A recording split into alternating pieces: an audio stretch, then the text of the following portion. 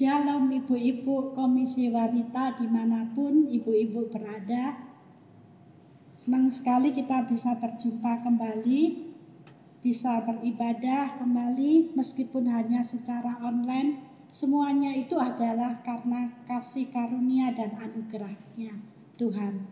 Mari sebagai ucapan syukur, mari kita pujikan pujian Ku ada sebab anugerah.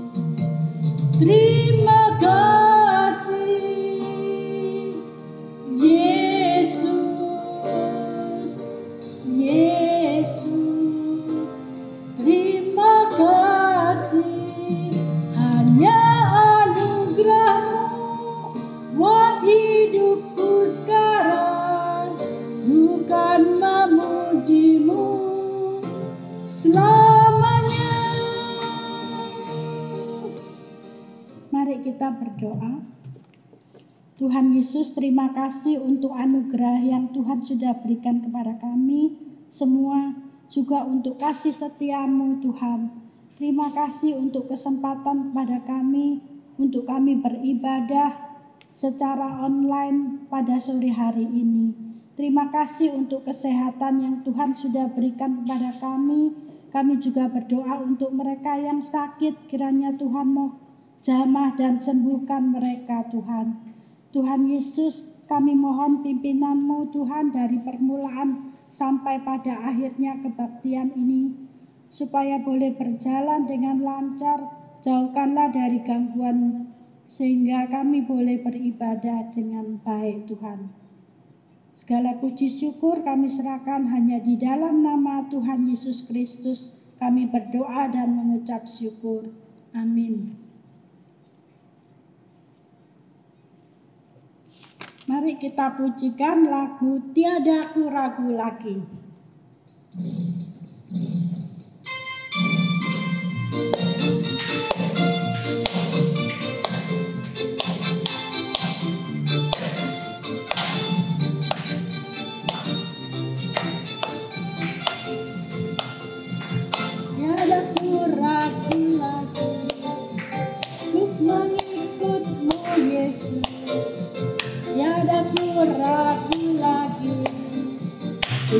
melayani,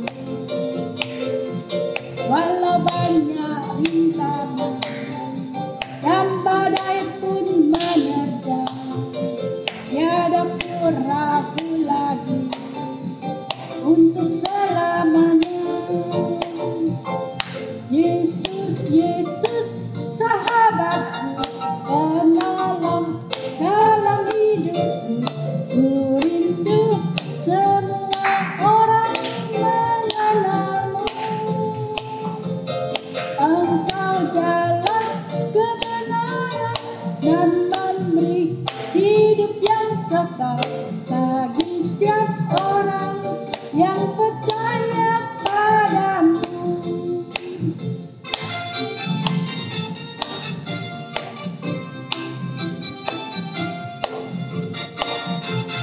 Tidak ku ragu lagi untuk mengikutmu Yesus, tiada ku ragu lagi untuk melayanimu,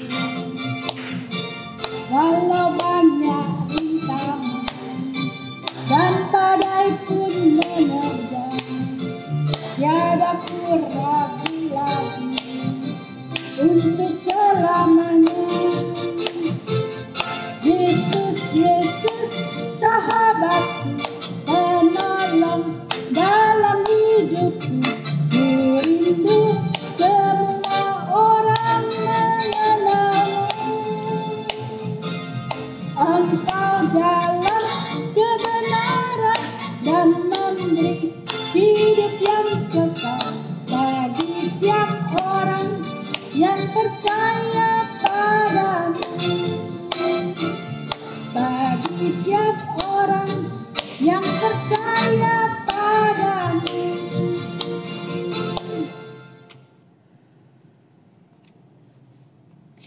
Sore ini firman Tuhan akan disampaikan oleh hambanya Evangelis Alvin.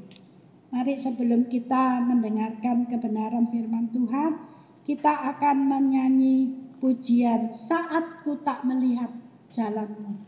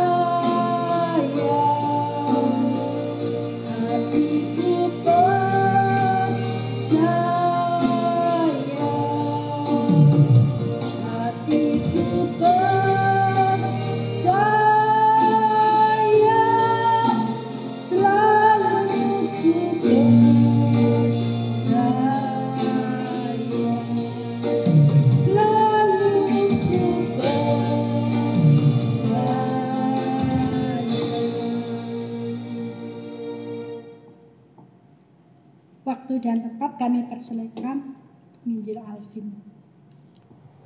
Selamat sore ibu-ibu Komisi Wanita Febe yang dikasihi Tuhan, dimanapun Anda berada. Bagaimana kabarnya ibu-ibu? Kita lama sudah tidak berjumpa ya secara tatap muka. Tapi kita bersyukur bahwa kasih pemeliharaan Tuhan itu selalu ada pada kita. Dan kita juga bersyukur karena sampai saat ini meskipun kita belum bisa bersekutu bersama-sama secara tatap muka, tapi penginjil Evelyn dan juga pengurus Komisi Wanita Febe terus berdoa dan memikirkan untuk semua persekutuan pelayanan yang terbaik yang bisa menjangkau kita semuanya. Sore hari ini kita akan bersama-sama membaca merenungkan firman Tuhan. Untuk itu mari kita berdoa sebelumnya. Tuhan, kami bersyukur untuk kasih pemeliharaan Tuhan dalam hidup kami. Terima kasih untuk apa yang Tuhan itu sudah perbuat di dalam kehidupan kami. Bukan hanya hal-hal yang bernilai kekal, namun juga di dalam kesementaraan waktu di dunia ini. Kami bersyukur untuk setiap karya Tuhan di dalam kehidupan ini. Untuk itu Tuhan, kami rindu pada sore hari ini, kiranya Tuhan sendiri berkenan menyapa setiap kami, supaya setiap kami juga boleh memahami akan apa maksud dan kehendak Tuhan untuk kami lakukan. Kiranya melalui pertolongan Roh Kudus, setiap kami boleh membaca, mengerti, dan juga diberi kemampuan untuk melakukan semua kebenaran firman Tuhan. Kami mohon pimpinan daripada Roh Kudus. Di dalam nama Tuhan Yesus kami berdoa. Amin. Saya mengajak ibu-ibu semuanya membuka Alkitab kita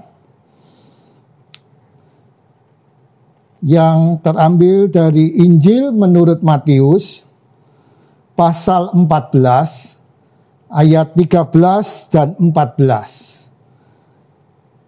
Matius pasal 14 ayat 13 dan 14. Demikian firman Tuhan. Setelah Yesus mendengar berita itu, menyingkirlah ia dari situ dan hendak mengasingkan diri dengan perahu ke tempat yang sunyi. Tetapi orang banyak mendengarnya dan mengikuti dia dengan mengambil jalan darat dari kota-kota mereka. Ketika Yesus mendarat, ia melihat orang banyak yang besar jumlahnya. Maka tergeraklah hatinya oleh belas kasihan kepada mereka. Dan ia menyembuhkan mereka yang sakit. Sampai di sini pembacaan firman Tuhan. Yang berbahagia adalah setiap kita yang membaca, memelihara firman Tuhan di dalam hidup kita.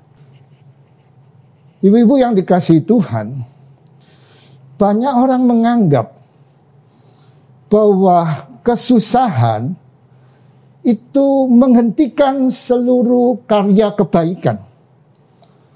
Kesusahan yang kita alami seakan-akan menjadi penghalang bagi kita untuk melayani. Kesusahan di dalam kehidupan ini seakan-akan menjadi pembatas bagi kita untuk bisa berbuat baik kepada orang lain. Namun anggapan itu sangat keliru. Saya pernah melihat, menyaksikan, dan tentu juga ibu-ibu mungkin pernah juga menyaksikannya. Banyak orang yang hidupnya mungkin pas-pasan, hidupnya sederhana, tapi dia bisa tetap berbuat baik. Hidupnya mungkin susah, terbatas, sederhana, tapi dia tetap bisa melayani orang lain. Saya menyaksikan ada seorang penjual warung kopi, warung di tengah pinggir jalan begitu, yang tidak begitu besar dan juga dagangannya juga tidak terlalu banyak. Tapi orang tersebut bisa memberi makan beberapa orang setiap harinya.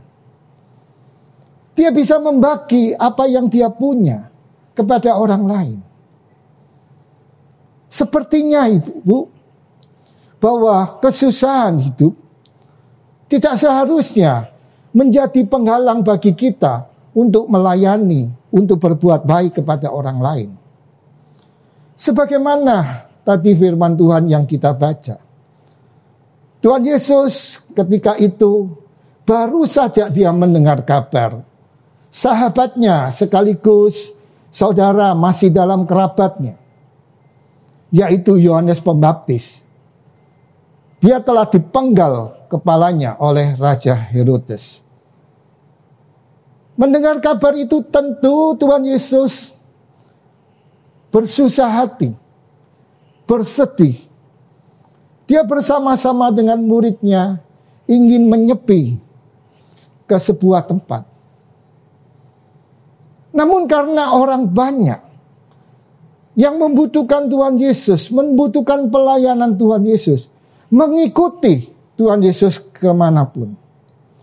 Sehingga dikatakan tadi, oleh belas kasihan, tergerak oleh belas kasihan, Tuhan Yesus yang sedang bersedih bersusah itu, dia tetap melayani orang banyak yang membutuhkan pelayanannya. Bukankah ibu-ibu yang dikasihi Tuhan, Tuhan Yesus ingin mengajar para murid dan tentu kita semuanya, bahwa kesusahan hidup itu tidak harus dan tidak boleh menjadi penghalang bagi kita untuk melayani orang lain. Kesusahan tidak boleh menghentikan karya kasih kita kepada orang lain. Mengapa hal itu? Ada seorang ibu yang baru saja suaminya itu meninggal dunia karena sakit yang parah. Beberapa waktu dia tidak mau keluar dari rumah. Dia enggan bertemu dengan orang. Dia mengurung diri, dia meratapi keberadaannya. Satu ketika majelis gereja tempat dia itu bersama-sama beranggota di sana mengunjungi dan berdoa. Setelah berdoa, majelis gereja mengajak ibu itu untuk ikut pelayanan ke rumah sakit dan ke panti jompo. Namun ibu itu mengeluh di dalam hatinya. Saya sendiri ini sedang susah. Saya sedang bersedih. Saya sedang bersusah hati. Kok saya diajak untuk ikut mengunjungi orang-orang yang susah. Saya sendiri sedang bersusah hati. Bagaimana mungkin saya bisa melayani, mendatangi orang-orang yang juga susah? Sampai beberapa kali tim majelis gereja tersebut mengajak, akhirnya ibu itu bersedia. Dan di dalam perjalanan pelayanan ke rumah sakit dan ke panti jompo, ternyata tidak pernah dipikirkan olehnya bahwa perkataan dia, kehadiran dia, begitu menyentuh orang-orang yang dikunjunginya, baik itu di rumah sakit maupun di panti jompo. Tidak terbayangkan olehnya sebelumnya bahwa kehadirannya, perkataannya, doanya kepada mereka yang dikunjungi seakan sebagai berkat bagi mereka. Sehingga sepulangnya dari pelayanan perkunjungan tersebut, ibu itu merasa jiwanya lebih tenang. Bebannya terasa berkurang. Akhirnya ibu itu juga merasakan bahwa dia itu sangat merindukan dan ingin ikut kembali pelayanan perkunjungan. Sehingga ibu-ibu yang kasih Tuhan, bahwa kesusahan hidup Kesusahan diri kita tidak boleh menjadi penghalang bagi kita untuk melayani. Kesusahan hidup kita tidak boleh menghentikan karya kasih kita kepada orang lain. Kesusahan hidup tidak boleh menghentikan semua apa yang baik di mana kita bisa membantu orang lain. Tuhan Yesus sudah memberikan teladan di mana dia sedang bersusah hati, dia sedang bersedih, tapi dia tetap membuka dirinya untuk melayani orang-orang yang membutuhkan. Yang kedua, ternyata Tuhan Yesus ketika tiba pergi untuk menyepi, Tuhan Yesus bukan sedang dalam keadaan yang tanpa kerja ataupun sedang menganggur, sedang santai, bukan. Tuhan Yesus pada waktu itu mengajak para muridnya untuk retreat, untuk menyepi, bukan sedang menganggur, bukan sedang tidak ada pekerjaan.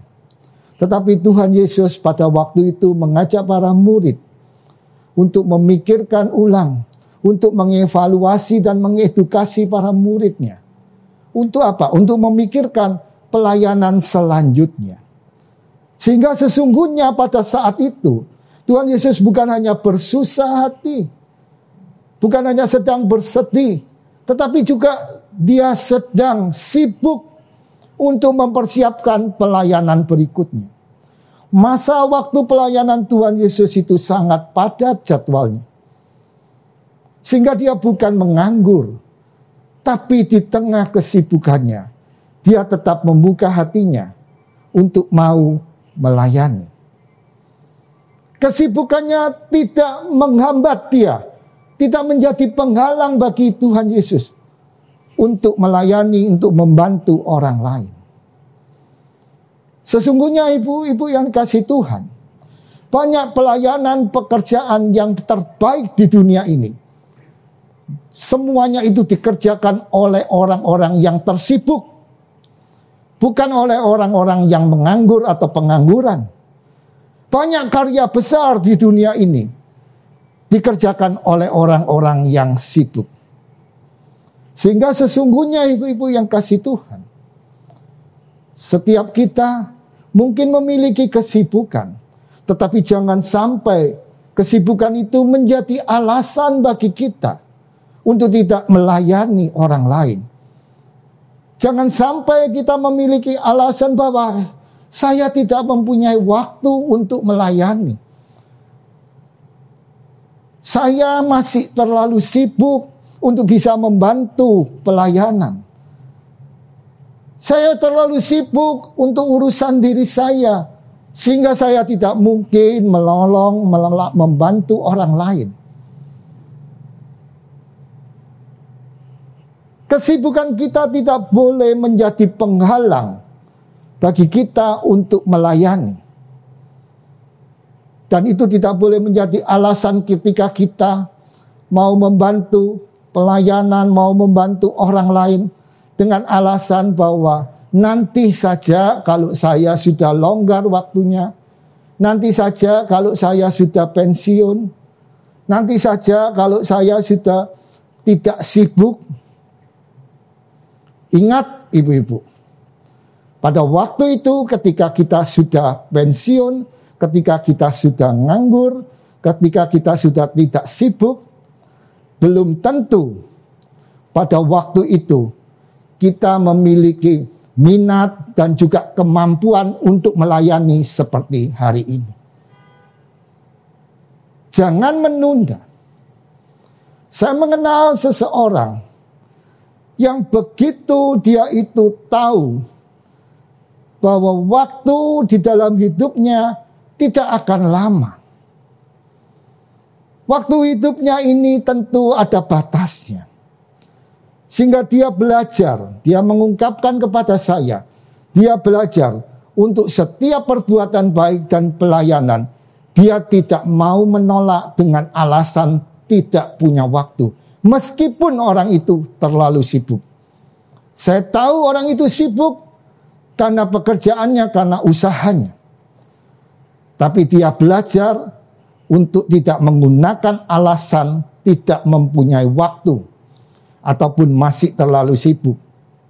Sehingga orang itu memiliki sebuah tekad bahwa setiap perbuatan baik ataupun karya pelayanan, dia tidak akan pernah bisa menolak dengan alasan waktu. Ibu-ibu yang dikasihi Tuhan, tentu setiap kita pernah dan mungkin bisa sering mengalami susah hati. Tapi biarlah itu tidak menjadi penghalang bagi kita untuk terus melayani. Kesusahan diri kita jangan sampai menghentikan perbuatan baik kita kepada orang lain. Setiap kita juga tentu memiliki kesibukan. Kita tentu juga bukan orang-orang pengangguran. Banyak yang harus kita kerjakan. Meskipun kita saat ini masih banyak kegiatan di rumah, tentu juga masih banyak pekerjaan. Setiap kita juga memiliki kesibukan. Tetapi jangan sampai kesibukan itu menjadi penghalang bagi kita untuk melayani orang lain. Jangan sampai kesibukan kita menghentikan perbuatan baik kita kepada orang lain. Mari, ibu-ibu yang kasih Tuhan, semua rasa susah hidup kita ataupun semua kesibukan kita itu tidak menjadi penghalang bagi kita untuk kita berbuat baik, untuk kita terus melanjutkan pelayanan yang Tuhan percayakan. Tuhan memberkati kita semua. Amin. Mari kita berdoa. Kami bersyukur ya Tuhan untuk apa yang Tuhan nyatakan, di mana Tuhan mengajar para murid dan tentunya kami semuanya, bahwa sesungguhnya kami harus belajar, sekalipun kami bersusah hati, sekalipun kami dalam pergumulan, biarlah itu tidak menghentikan langkah kami ya Tuhan, untuk terus melayani, untuk terus berbuat baik, untuk terus menolong orang lain. Dan juga di tengah kesibukan kami, apapun tugas tanggung jawab kami, biarlah juga itu tidak menghentikan segala niat dan juga tekad kami Tuhan untuk selalu mengasihi orang lain, untuk selalu melayani orang lain. Biarlah Tuhan setiap kami di tengah kesusahan maupun kesibukan kami tetap membuka hati kami untuk mau melayani, untuk terus mengasihi dan juga berbuat baik kepada banyak orang. Karena sesungguhnya hanya oleh gerakan, dorongan daripada kasih Tuhanlah yang menjadikan kami bisa melanjutkan kasih itu kepada orang lain. Tuhan kiranya selalu menyertai, memimpin ibu-ibu Komisi Wanita Febe dimanapun semuanya berada ya Tuhan. Biarlah Tuhan tetap memberikan semangat, Tuhan tetap memberikan kasih, supaya melalui semuanya itu, ibu-ibu Komisi Wanita Febe tetap berkarya kasih bagi Tuhan untuk kemuliaan nama Tuhan. Terima kasih Tuhan. Di dalam nama Tuhan Yesus kami mohon doa ini. Amin. Kami atas nama Komisi Wanita Febe mengucapkan terima kasih untuk pelayanan penginjil Alvin yang sudah memberitakan firman-Nya. Kiranya firman itu boleh menjadi berkat rohani bagi kita semua. Sekarang tiba saatnya kita akan memberikan yang terbaik untuk Tuhan. Persembahan bisa dilakukan melalui transfer di bank yang sudah diinfokan di grup WA, ataupun ibu-ibu bisa memasukkan ke dalam celengan. Mari kita pujikan lagu Melayani, Melayani Lebih Sungguh.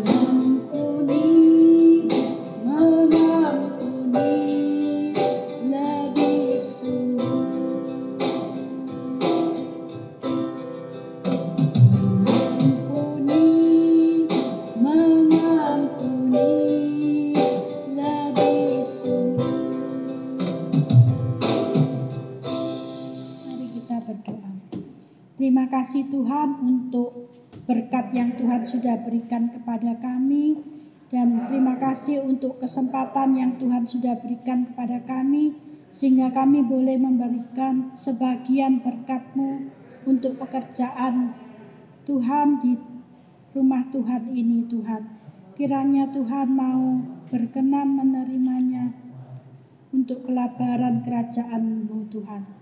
Hanya di dalam nama Tuhan Yesus Kristus kami berdoa dan mengucap syukur. Amin.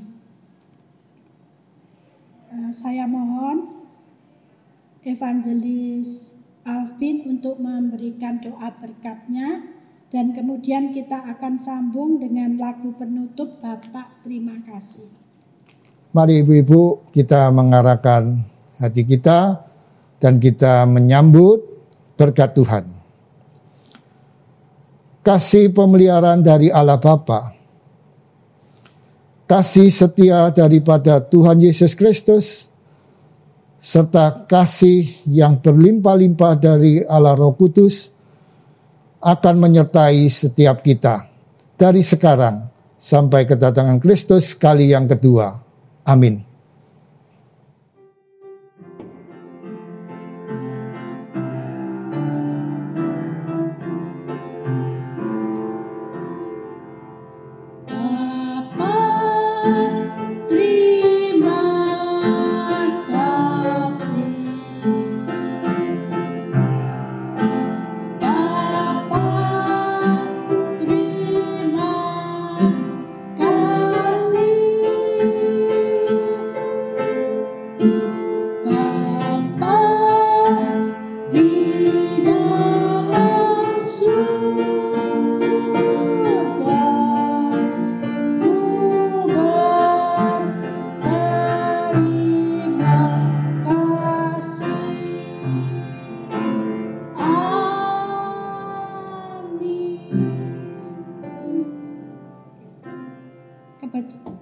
demikian selesai. Tuhan Yesus memberkati kita semua.